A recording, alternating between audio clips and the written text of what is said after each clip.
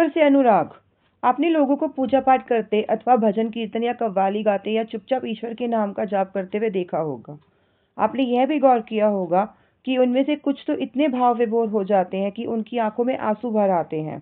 ईश्वर के प्रति ऐसा प्रेम भाव या गहरी भक्ति उन विभिन्न प्रकार की भक्ति तथा सूफी आंदोलनों की देन है जिनका 8वीं शताब्दी से उद्भव होने लगा। परमेश्वर का विचार। बड़े बड़े राज्यों के उदय होने से पहले भिन्न भिन्न समूहों के लोग अपने अपने देवी देवताओं की पूजा किया करते थे।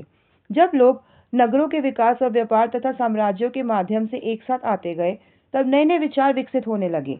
यह बात व्यापक रूप से स्वीकार की जाने लगी कि सभी जीवधारी अच्छे तथा बुरे कर्म करते हुए जीवन मरण और पूर्ण जीवन के अनंत चक्रों से गुजरते हैं।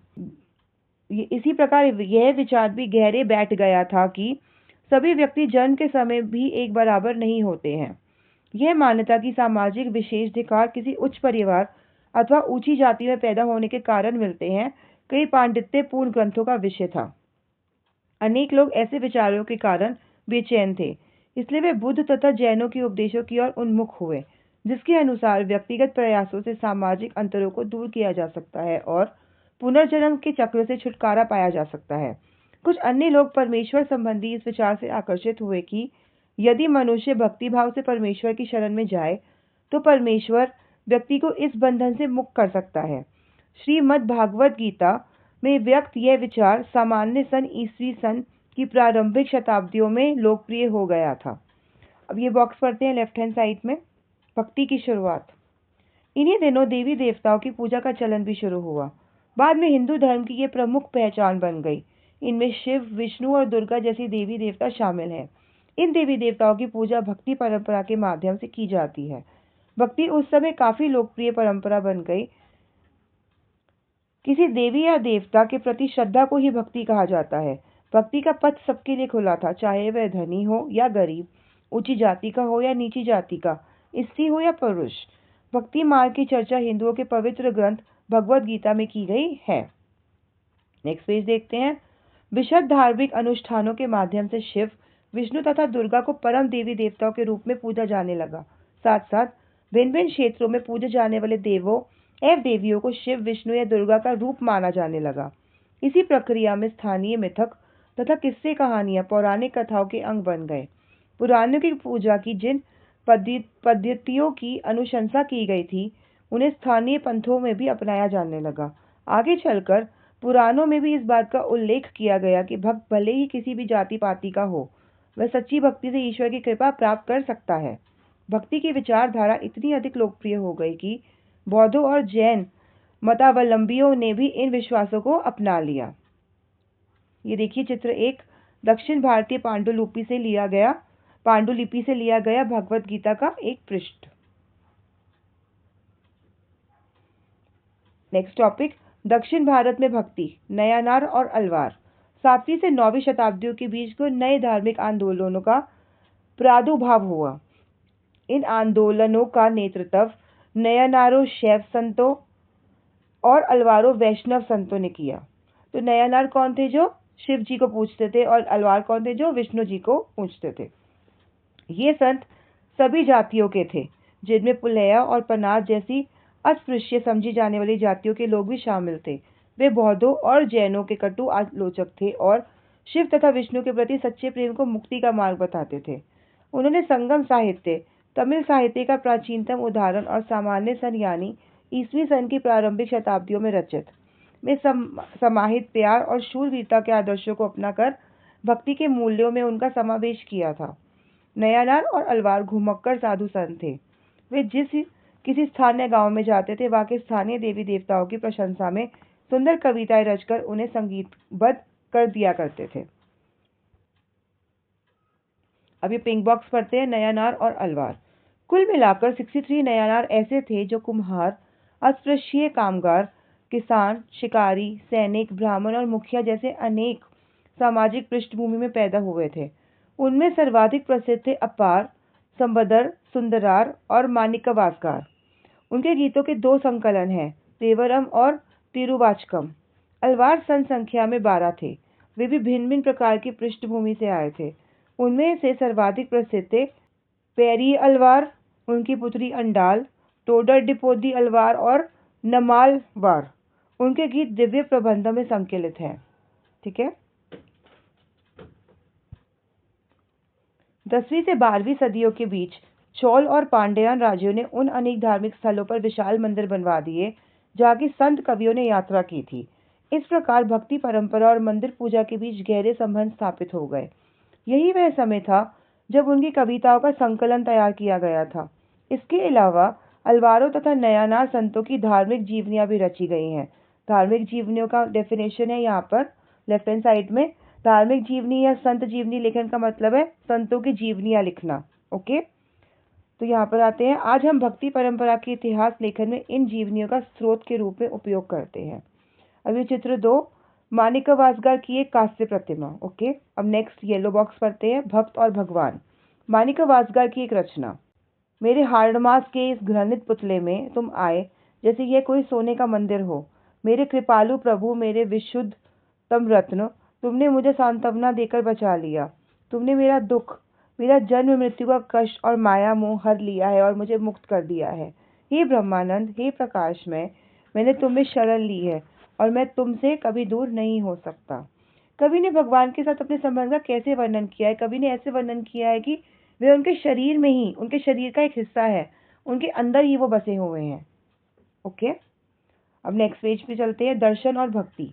भारत के सर्वाधिक प्रभावशाली दार्शनिकों में से एक शंकर का जन्म 8वीं शताब्दी के केरल प्रदेश में हुआ था। वे अद्वैतवाद के समर्थक थे, जिसके अनुसार जीवात्मा और परमात्मा जो परम सत्य है दोनों एक ही हैं। उन्होंने यह शिक्षा दी कि ब्रह्मा जो एकमात्र या परम सत्य हैं वे निर्गुण और निराकार हैं, मतलब उनका कोई फॉर्म नहीं है। शंकर ने हमारे चारों ओर के संसार को मिथ्या या माया माना और संसार का परित्याग करने अर्थात संन्यास लेने और ब्रह्मा की सही प्रकृति को समझने और मोक्ष प्राप्त करने के लिए ज्ञान के मार्ग को अपनाने का उपदेश दिया। रामानुज 11वीं शताब्दी में तमिलनाडु में पैदा हुए थे। वे विष्णु भक्त अलवार संतों से बहुत प्रभावित थे। उनके अनुसार मोक्ष प्राप्त करने का उपाय विष्णु के प्रति अनन्य भक्ति भाव रखना है। भगवान विष्णु की कृपा दृष्टि से भक्त उनके साथ एकाकार होने का परमानंद प्राप्त कर सकता है। रामानुज के विशिष्टाद्वैत के सिद्धांत को प्रतिपादित किया, जिसके अनुसार आत्मा परमात्मा से जुड़ने के बाद भी अपनी अलग अलग सत्ता बनाए रखती है। रामानुज के सिद्धांत ने भक्ति की नई धारा को बहुत प्रेरित किया, जो परवर्ती काल में उत्तरी भारत में विकसित हुई। तो ये जो 2 पैराग्राफ्स हमने अभी पढ़े, इसमें ये शंकर के बारे में है ऊपर और सेकंड में रामानुज के बारे में। ये दोनों ही एक इम्पॉर्टेंट क्वेश्चंस हैं, तो ये पूरे पैराग्राफ्स आपको लर्न करने होंगे शंकर के लिए। ये फर्स्ट वाला पैराग्राफ पूरा, और अगर रामानुज का जैसे राइटर शॉर्ट नोट आता है तो उसमें ये रामानुज का ये वाला पूरा पैराग्राफ आपको लर्न करना होगा। अब आगे देखते हैं बसवन्ना का वीरशैववाद। ओके, हमने पहले पढ़ा कि तमिल भक्ति आंदोलन और मंदिर पूजा के बीच क्या संबंध थे। इसके परिणाम स्वरूप जो प्रतिक्रिया हुई वह बसवन्ना और अल्लमा प्रभु और अक्खमहादेवी जैसे अनेक साथियों द्वारा प्रारंभ किए गए वीरशैव आंदोलन में स्पष्टतः दिखलाई देती है। यह आंदोलन 12वीं शताब्दी के मध्य में कर्नाटक में प्रारंभ हुआ था। वीरशैवों ने सभी व्यक्तियों की समानता के पक्ष में और जाति तथा नारी के प्रति व्यवहार के बारे में ब्राह्मणवादी विचारधारा के विरुद्ध अपने प्रबल तर्क प्रस्तुत किए। इसके अलावा वे सभी प्रकार के कर्म कांडों और मूर्ति पूजा के विरोधी थे। वीरशैवों के वचन। अभी येलो बॉक्स पढ़ रही हूं मैं। नीचे कुछ वचन या कथन दिए गए हैं जो बसवन्ना ने बताए हैं। धनवान लोग शिव के लिए मंदिर बनाते हैं, मैं एक गरीब आदमी क्या करूंगा? मेरी टांगे खंभे हैं, शरीर तीर्थ मंदिर है, सिर उसकी छतरी है सोने की बुनी हुई। जरा सुनो, नदी संगम के प्रभु, खड़ी हुई चीजें कभी गिर जाएंगी लेकिन चलने वाली सदा चलती रहेंगी। बसवन्ना ईश्वर को कौन सा मंदिर अर्पित कर रहा है? वो अपने खुद के शरीर का मंदिर उनको अर्पण कर रहे हैं। ओके, अब नेक्स्ट देखते हैं दक्कन में भक्ति आंदोलन। तो दक्कन साउथ में है। ओके, 13वीं से 17वीं शताब्दी तक महाराष्ट्र के अनेकानेक संत कवि हुए, जिनके सरल मराठी भाषा में लिखे गए गीत आज भी जनमन को प्रेरित करते हैं। उन संतों में सबसे महत्वपूर्ण थे ज्ञानेश्वर, नामदेव, एकनाथ और तुकाराम तथा सखुबाई जैसी स्त्रियां तथा चोखा मेठा का परिवार, जो अस्पृश्य समझे जाने वाली महार जाति का था। भक्ति की वे कि ये क्षेत्रीय परंपरा पंढरपुर में विठल विष्णु का एक रूप पर और जनमन के हृदय में विराजमान व्यक्तिगत देव ईश्वर संबंधी विचारों पर केंद्रित थी। इन संत कवियों ने सभी प्रकार के कर्मकांडों, पवित्रता के ढोंगों और जन्म पर आधारित सामाजिक अंतरों का विरोध किया। यहाँ तक कि उन्होंने संन्यास के विचार को भी ठुकरा दिया और किसी भी अन्य व्यक्ति की तरह रोजी रोटी कमाते हुए परिवार के साथ रहने और विनम्रता पूर्वक जरूरतमंद साथी व्यक्तियों की सेवा करते हुए जीवन बिताने को अधिक पसंद किया। उन्होंने इस बात पर बल दिया कि असली भक्ति दूसरों के दुखों को बांट लेना है। इससे एक नए मानवतावादी विचार का उद्भव हुआ। जैसा कि सुप्रसिद्ध गुजराती संत नरसिंह मेहता ने कहा था, वैष्णव जन तो तेने कहिए, पीर पराई जाने रे। ओके, अब फिर से लास्ट पेज पे आइए, हम ये वाला बॉक्स पढ़ते हैं लेफ्ट हैंड साइड में। महाराष्ट्र के ज्ञानेश्वर, नामदेव, एकनाथ और तुकाराम जैसे वैष्णव संत कवि भगवान विट्ठल के उपासक थे। भगवान विट्ठल की आराधना ने वारकरी संप्रदाय को जन्म दिया, जो पंढरपुर की वार्षिक तीर्थार्थ पर जोर देता है। विट्ठल संप्रदाय का भक्ति के शक्तिशाली उपादान के रूप में उदय हुआ तथा लोगों में काफी लोकप्रिय हुआ। अब नेक्स्ट पेज पे आइए, ये येलो बॉक्स पढ़ते हैं, सामाजिक व्यवस्था पर प्रश्न चिन्ह। यह संत तुकाराम का एक अभंग मराठी भक्ति गीत है। जो दीन दुखियों पीड़ितों को अपना समझता है वही संत है, क्योंकि ईश्वर उसके साथ है। वे हर एक परित्यक्त व्यक्ति को अपने दिल से लगाए रखता है। वह एक दास के साथ भी अपने पुत्र जैसा व्यवहार करता है। तुकाराम का कहना है, मैं ये कहते कहते कभी नहीं थकूंगा, ऐसा व्यक्ति स्वयं ईश्वर है। यह चोखा मेठा के पुत्र द्वारा रचित एक अभंग दिया जा रहा है। तुमने हमें नीची जाति का बनाया, मेरे महाप्रभु तुम स्वयं यह स्थिति स्वीकार करके तो देखो। हमें जीवन भर जूठन खानी पड़ती है, इसके लिए मेरे प्रभु तुम्हें शर्म आनी चाहिए। तुम तो हमारे घर में खा चुके हो, तुम इससे कैसे इनकार कर सकते हो। चोखा का बेटा कर्मा मेला पूछता है, तुमने मुझे जिंदगी ही क्यों दी। ओके, अब आगे बढ़िए। नेक्स्ट टॉपिक, नाथपंथी, सिद्ध और योगी। इस काल में अनेक ऐसे धार्मिक समूह उभरे जिन्होंने साधारण तर्क वितर्क का सहारा लेकर रूढ़िवादी धर्म के कर्म कांडों और अन्य बनावटी पहलुओं तथा समाज व्यवस्था की आलोचना की। उनमें नाथपंथी, सिद्धाचार और योगी जन उल्लेखनीय हैं। उन्होंने संसार का परित्याग करने का समर्थन किया। उनके विचार से निराकार परम सत्य का चिंतन मनन और उसके साथ एक हो जाने की अनुभूति ही मोक्ष का मार्ग है। इसके लिए उन्होंने योगासन, प्राणायाम और चिंतन मनन जैसी क्रियाओं के माध्यम से मन एवं शरीर को कठोर प्रशिक्षण देने की आवश्यकता पर बल दिया। यह समूह खास तौर पर नीची कही जाने वाली जातियों में बहुत लोकप्रिय हुए। उनके द्वारा की गई रूढ़िवादी धर्म की आलोचना ने भक्ति मार्गीय धर्म के लिए आधार तैयार किया, जो आगे चलकर उत्तरी भारत में लोकप्रिय शक्ति बना। ये देखिए चित्र 3, आग के आसपास तपस्वियों का समूह। इस्लाम और सूफी मत। संतों और सूफियों में बहुत अधिक समानता थी। यहाँ तक कि यह भी माना जाता है कि उन्होंने आपस में कई विचारों का आदान प्रदान किया और उन्हें अपनाया। सूफी मुसलमान रहस्यवादी थे। वे धर्म के बाहरी आडंबरों को अस्वीकार करते हुए ईश्वर के प्रति प्रेम और भक्ति तथा सभी मनुष्यों के प्रति दयाभाव रखने पर बल देते थे। इस्लाम ने एकेश्वरवाद यानी एक अल्लाह के प्रति पूर्ण समर्पण का दृढ़ता से प्रचार किया। 8वीं और 9वीं शताब्दी में धार्मिक विद्वानों ने पवित्र कानून, शरिया और इस्लामिक धर्मशास्त्र के विभिन्न पहलुओं को विकसित किया। इस्लाम धीरे धीरे और जटिल होता गया, जबकि सूफियों ने एक अलग रास्ता दिखाया जो ईश्वर के प्रति व्यक्तिगत समर्पण पर बल दिया। सूफी लोगों ने मुस्लिम धार्मिक विद्वानों द्वारा निर्धारित विशद कर्मकांड और आचार संहिता को बहुत कुछ अस्वीकार कर दिया। वे ईश्वर के साथ ठीक उस प्रकार जुड़े रहना चाहते थे जिस प्रकार एक प्रेमी दुनिया की परवाह किए बिना सूफी लोगों ने अपनी प्रियतमा के साथ जुड़े रहना चाहता है। संत कवियों की तरह सूफी लोग भी अपनी भावनाओं को व्यक्त करने के लिए काव्य रचना किया करते थे। गद्य में एक विस्तृत साहित्य तथा कई किस्से कहानियां इन सूफी संतों के इर्द गिर्द विकसित हुई। मध्य एशिया के महान सूफी संत में गज्जाली, रूमी और सादी के नाम उल्लेखनीय हैं। नाथपंथियों, सिद्धि और योगियों की तरह सूफी भी यही मानते थे कि दुनिया के प्रति अलग नजरिया अपनाने के लिए दिल को सिखाया पढ़ाया जा सकता है।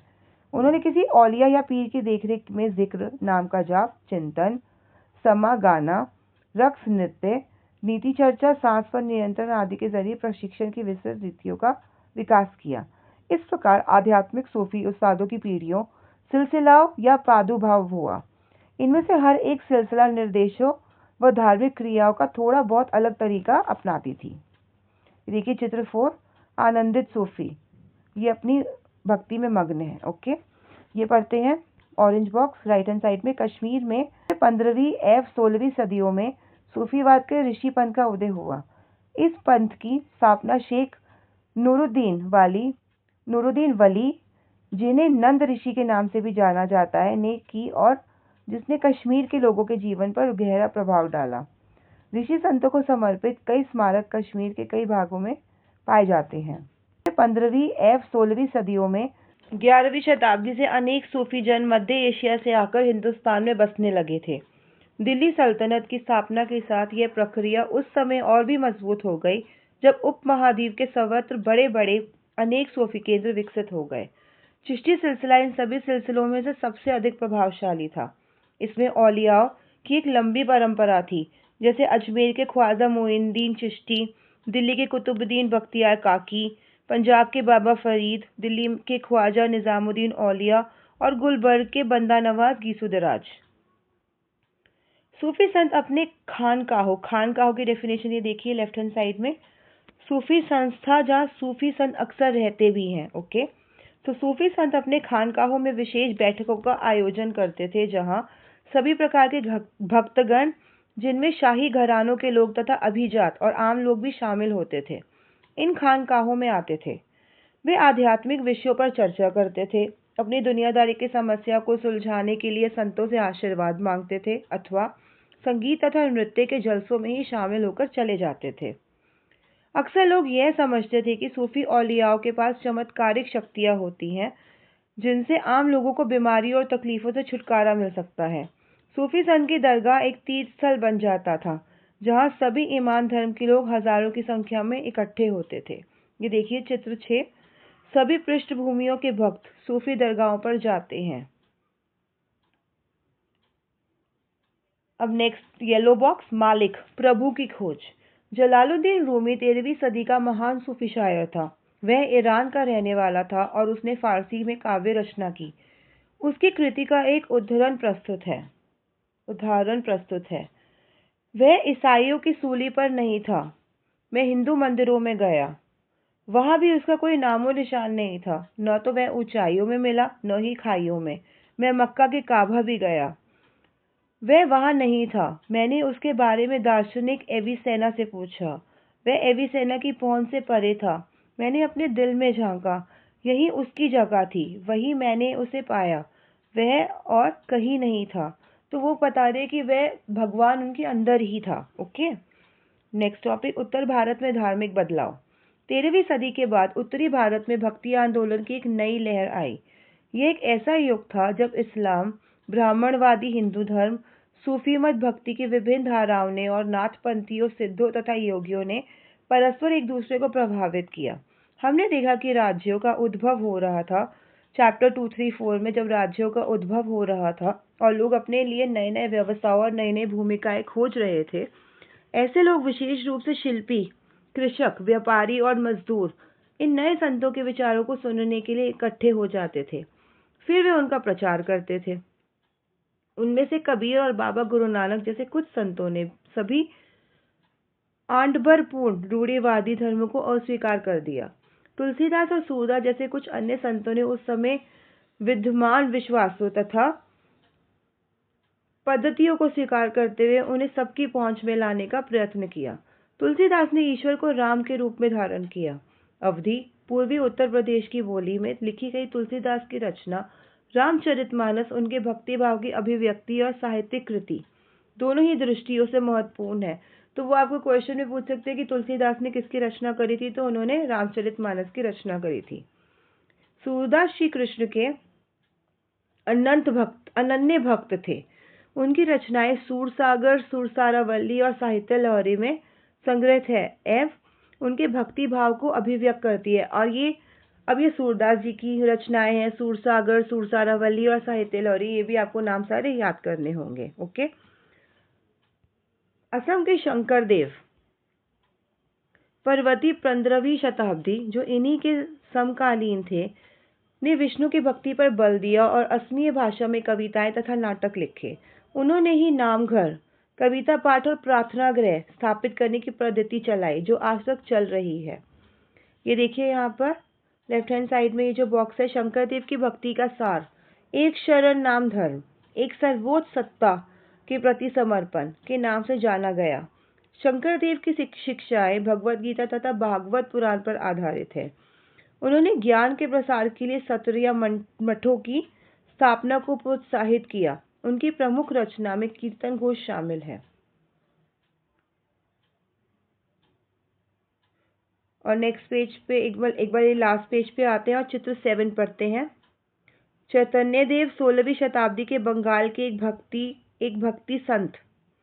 उन्होंने कृष्ण राधा के प्रति निष्काम भक्ति भाव का उपदेश दिया। इस चित्र में आप उनके अनुयायियों के एक समूह को आनंद में नाचते गाते हुए देख सकते हैं। ये वाला चित्र, ओके, ये चित्र 7 देखिए, सब भक्ति भाव में मग्न होकर नाच रहे हैं। वापस आइए नेक्स्ट पेज पर। अब हम यहाँ पर है, इस परंपरा में दादू दयाल, रविदास और मीराबाई जैसे संत भी शामिल थे। मीराबाई एक राजपूत राजकुमारी थी जिनका विवाह 16वीं शताब्दी में मेवाड़ के एक राजसी घराने में हुआ था। मीराबाई रविदास, जो अस्पृश्य जाति के माने जाते थे, की अनुयायी बन गई।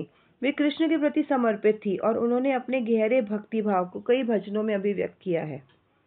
उनके गीतों ने उच्च जातियों के रीतियों नियमों की खुली चुनौती दी तथा ये गीत राजस्थान व गुजरात के जनसाधारण में बहुत लोकप्रिय हुए। इन संतों में से अधिकांश का विशिष्ट अभिलक्षण ये है कि इनकी कृतियां क्षेत्रीय भाषाओं में रची गई और इन्हें आसानी से गाया जा सकता था। इसीलिए वे बेहद लोकप्रिय हुई और पीढ़ी दर पीढ़ी मौखिक रूप से चलती रहीं।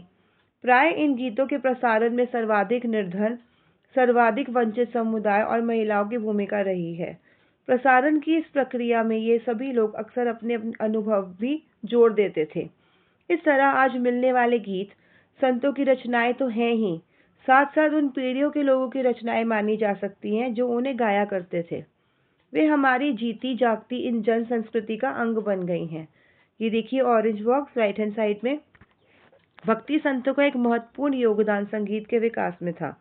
बंगाल के जयदेव ने संस्कृत में गीत गोविंद की रचना की, जिसमें हर गीत एक विशेष राग और ताल में रचित है। संगीत पर इन संतों का एक महत्वपूर्ण प्रभाव भजन, कीर्तन और अभंग का प्रयोग था। इन गीतों ने जो मनोभावनात्मक अनुभवों पर बल देते हैं, जनमानस को ज्यादा आकर्षित किया। कबीर, नजदीक से एक नजर। कबीर संभवतः 15वीं-16वीं सदी में हुए थे। वे एक आध्यात्मिक प्रभावशाली संत थे। उनका पालन पोषण बनारस में या उनके आसपास के एक मुसलमान जुलाहा यानी बुनकर परिवार में हुआ था। उनके जीवन के बारे में हमारे पास बहुत कम विश्वसनीय जानकारी है। हमें उनके विचारों की जानकारी उनकी साखियों और पदों के विशाल संग्रह में मिलती है, जिनके बारे में यह कहा जाता है कि इनकी रचना तो कबीर ने की थी, परंतु ये घुमंतू भजन गायकों द्वारा गाए जाते थे। इनमें से कुछ भजन गुरु ग्रंथ साहब, पंचवानी और बीजक में संग्रहित एवं सुरक्षित हैं। सच्चे प्रभु की खोज में कबीर की एक रचना, अल्लाह राम जियो तेरे नाई, बंदे ऊपर मिहिर करो मेरे साई। क्या ले माटी भूई सु, मारे क्या जल दे नहवाए, जो करे मस्कीन सतावे, गुण ही रहे छिपाए। ब्राह्मण व्यारसी करे 2400, काजी मरहम जान, 11 मास जुदे क्यों किए, एक ही माही समान। पूर्वी दिशा हम हरि का बासा, पश्चिम अलह मुकामा, दिल ही खोजी दिले भीतर, इन्हा राम रहीमान। Next page. कबीर के उपदेश प्रमुख धार्मिक परंपराओं की पूर्ण एवं प्रचंड अस्वीकृति पर आधारित थे। उनके उपदेशों में ब्राह्मणवादी हिंदू धर्म और इस्लाम दोनों ही ब्रह्मा आंडबर पूर्ण पूजा के सभी रूपों का मजाक उड़ाया गया है। उनके काव्य की भाषा बोलचाल की हिंदी थी, जो आम आदमियों द्वारा आसानी से समझी जा सकती थी। उन्होंने कभी कभी रहस्यमयी भाषा का भी प्रयोग किया, जिसे समझना कठिन होता है। कबीर निराकार परमेश्वर में विश्वास रखते थे। उन्होंने यह उपदेश दिया कि भक्ति के माध्यम से ही मोक्ष यानी मुक्ति प्राप्त हो सकती है। हिंदू तथा मुसलमान दोनों लोग उनके अनुयायी हो गए। बाबा गुरु नानक, नजदीक से एक नजर। कबीर की उपेक्षा बाबा गुरु नानक 1469 to 1539 के बारे में हम कहीं अधिक जानते हैं। तलवंडी पाकिस्तान में ननकाना साहिब में जन्म लेने वाले बाबा गुरु नानक ने करतारपुर रावी नदी के तट पर डेरा बाबा नानक में एक केंद्र स्थापित करने से पहले कई यात्राएं की। उन्होंने अपने अनुयायियों के लिए करतारपुर में एक नियमित उपासना पद्धति अपनाई, जिसके अंतर्गत उन्हीं के शब्दों भजनों को गाया जाता था। उनके अनुयायी अपने अपने पहले धर्म या जाति अथवा लिंग भेद को नजरअंदाज करके एक सांझी रसोई में इकट्ठे खाते पीते थे। इसे लंगर कहा जाता था। बाबा गुरु नानक ने उपासना और धार्मिक कार्यों के लिए जो जगह नियुक्त की थी उसे धर्मस्थल कहा गया। आज इसे गुरुद्वारा कहते हैं। 1539 में अपनी मृत्यु के पूर्व बाबा गुरु नानक ने एक अनुयायी को अपना उत्तराधिकारी चुना। इनका नाम लहना था, लेकिन ये गुरु अंगद के नाम से जाने गए। गुरु अंगद नाम का महत्व यह था कि गुरु अंगद बाबा गुरु नानक के ही अंग माने गए। गुरु अंगद ने बाबा गुरु नानक की रचनाओं का संग्रह किया और उस संग्रह में अपनी कृतियां भी जोड़ दी। संग्रह एक नई लिपि गुरमुखी में लिखा गया था। गुरु अंगद ने 3 उत्तराधिकारियों ने भी अपनी रचनाएं नानक के नाम से लिखी। इन सभी का संग्रह गुरु अर्जन ने 1604 में किया। इस संग्रह में शेख फरीद, संत कबीर, भगत नामदेव और गुरु तेग बहादुर जैसे सूफियों, संतों और गुरुओं की वाणी जोड़ी गई। 1706 में इस बृहद संग्रह को गुरु तेग बहादुर के पुत्र व उत्तराधिकारी गुरु गोविंद सिंह ने प्रमाणित किया। आज इस संग्रह को सिखों के पवित्र गुरु ग्रंथ साहब के रूप में जाना जाता है। 16वीं शताब्दी में बाबा गुरु नानक के उत्तराधिकारियों के नेतृत्व में उसके अनुयायी की संख्या का विस्तार हुआ। ये अनुयायी कई जातियों के थे, परंतु इनमें व्यापारी, कृषक और शिल्पकार ज्यादा थे। इसकी वजह यह हो सकती है कि बाबा गुरु नानक इस बात पर बल दिया करते थे कि उनके अनुयायी गृहस्थ हों और उपयोगी व उत्पादक पेशों से जुड़े हों। अनुयायियों से यह आशा भी की जाती थी कि वे नए समुदायों के सामान्य कोष में योगदान देंगे। ये देखिए चित्र 11, गुरु ग्रंथ साहिब जी की एक आरंभिक पांडुलिपि। ओके, अब हम यहाँ पे हैं। 17वीं शताब्दी के प्रारंभ से केंद्रीय गुरुद्वारा हरमंदिर साहिब स्वर्ण मंदिर के आसपास रामदासपुर शहर अमृतसर विकसित होने लगा था। प्रशासन में यह वस्तुतः स्वायत्त था। आधुनिक इतिहासकार इस युग के सिख समुदाय को राज्य के अंतर्गत राज्य मानते हैं। मुगल सम्राट जहांगीर इस समुदाय को एक संभावित खतरा मानता था। उसने 1606 में गुरु अर्जन को मृत्युदंड देने का आदेश दिया। 17वीं शताब्दी में सिख आंदोलन का राजनीतिकरण शुरू हो गया, जिसका दूरगामी परिणाम यह हुआ कि 1699 में गुरु गोविंद सिंह ने खालसा की संस्था का निर्माण किया। खालसा पंथ के नाम से जाना जाने वाला सिख समुदाय अब एक राजनीतिक सत्ता बन गया। 16वीं और 17वीं शताब्दियों की बदलती हुई ऐतिहासिक परिस्थितियों ने सिख आंदोलन के विकास को प्रभावित किया। शुरू से ही बाबा गुरु नानक के विचारों का सिख आंदोलन पर गहरा प्रभाव पड़ा। उन्होंने एक ईश्वर की उपासना के महत्व पर जोर दिया। उन्होंने आग्रह किया कि जाति, धर्म अथवा लिंग भेद मुक्ति प्राप्ति के लिए कोई मायने नहीं रखते हैं। उनके लिए मुक्ति किसी निष्क्रिय आनंद की स्थिति नहीं है, बल्कि सक्रिय जीवन व्यतीत करने के साथ साथ सामाजिक प्रतिबद्धता की निरंतर कोशिशों में ही निहित थी। अपने उपदेश के सार को व्यक्त करने के लिए उन्होंने 3 शब्दों का प्रयोग किया: नाम, दान और स्नान। स्नान नाम से उनका तात्पर्य सही उपासना से था, दान का तात्पर्य था दूसरों का भला करना और स्नान का तात्पर्य था आचार विचार की पवित्रता। आज उनके उपदेशों को नाम जपना, कीर्त करना और वंड छकना के रूप में याद किया जाता है। ये अवधारणाएं कि भी उचित विश्वास और उपासना, ईमानदारी पूर्ण निर्वाह और संसाधनों को मिल बांटकर प्रयोग करना, यानी कि दूसरों की मदद के महत्व को रेखांकित करती हैं। इस तरह बाबा गुरु नानक के समानता के विचारों के सामाजिक राजनीतिक मायने थे। शायद इसी बात से हमें बाबा गुरु नानक और उनके अनुयायियों के इतिहास और कबीर, रविदास एवं दादू जैसे संतों और उनके अनुयायियों जिनके विचार बाबा गुरु नानक के विचारों के काफी करीब थे, के इतिहास में फर्क को समझने में मदद मिलती है। यहाँ पे हमारा ये चैप्टर फिनिश होता है। Thank you.